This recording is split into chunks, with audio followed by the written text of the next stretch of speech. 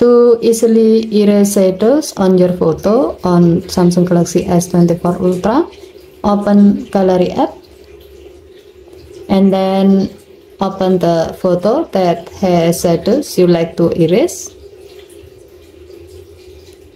Swipe up from the bottom of the photo. Tap erase shadows to let your phone analyzing shadows on the photo and then erase it.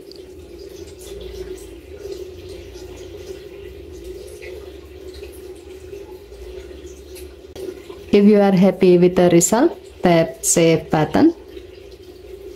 And then you can either tap save to save the change in the original photo or tap save as copy to save the change in the duplicate photo.